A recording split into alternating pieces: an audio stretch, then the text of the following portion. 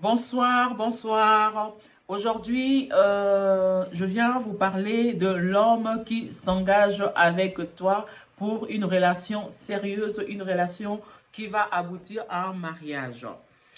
Qu'est-ce que la Bible nous dit à propos des hommes dans le temps? La Bible nous dit que quand Adam a vu Ève, Adam a dit, voici cette fois-ci celle qui est os de mes os et chair de ma chair, dans Genèse 2:3. Adam a tout de suite reconnu Ève comme étant la femme qui lui correspondait. Nous allons encore voir un peu plus loin dans la Bible, dans Genèse 24:14, le cas de Rebecca. Quand le serviteur de Abraham devait choisir la femme pour Isaac, il avait un seul principe. Cette femme-là devait donner à boire à ses chameaux. Donc, Rebecca a été choisie pour être la femme d'Isaac parce qu'elle avait donné à boire aux chameaux. Nous allons voir aussi le cas de Esther, par exemple. Esther a été choisie du coup par le roi. Une seule fois, quand le roi a vu Esther, le roi a décidé que c'était Esther qui devait remplacer la reine Vashti. Je viens vous dire aujourd'hui que l'homme qui s'engage avec toi pour une relation sérieuse doit être un homme qui craint Dieu, doit être un homme qui va se soucier de sa réputation vis-à-vis de toi. C'est un homme qui ne te fera pas perdre du temps. C'est un homme qui va en fait avoir peur qu'une autre personne puisse te demander la main et cet homme-là va se décider. C'est un homme qui te dira au début de la relation ses projets avec toi et comment il va avancer avec toi. C'est un homme qui va t'inclure dans sa vie. Il va t'inclure même dans ses projets futurs. Mais aujourd'hui, qu'est-ce que nous voyons, par exemple?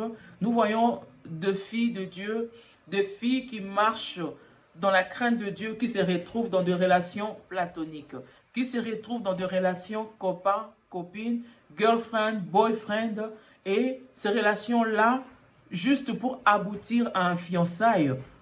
Ces relations-là n'aboutissent même pas à un fiançailles qui dure 3 ans, 5 ans, 9 ans, 10 ans. Et ces filles-là se posent des questions. Aujourd'hui, je viens vous dire que quand un homme prend autant de temps pour se décider, pour faire ne fût-ce que la présentation à la famille, pour se présenter dans la famille, c'est que cet homme-là n'a pas trouvé la bonne femme. C'est que c'est un homme qui est encore en train de chercher. Il a des hésitations.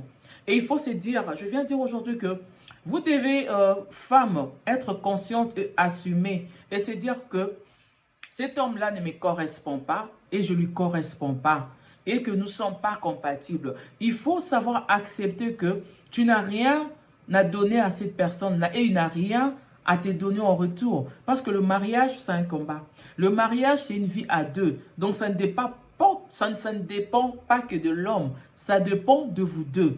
Et le mariage, selon le plan de Dieu, c'est pour accomplir une destinée selon la vision que Dieu a pour nous dans la vie. Donc ce n'est pas une blague.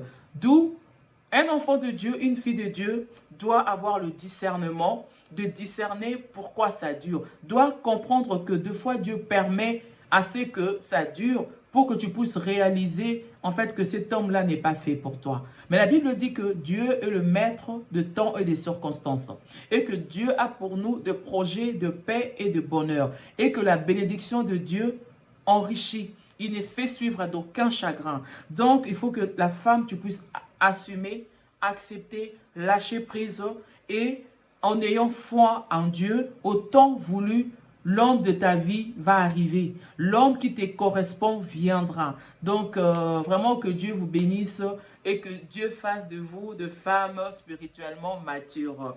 Et un bon dimanche à vous. Merci, à la prochaine.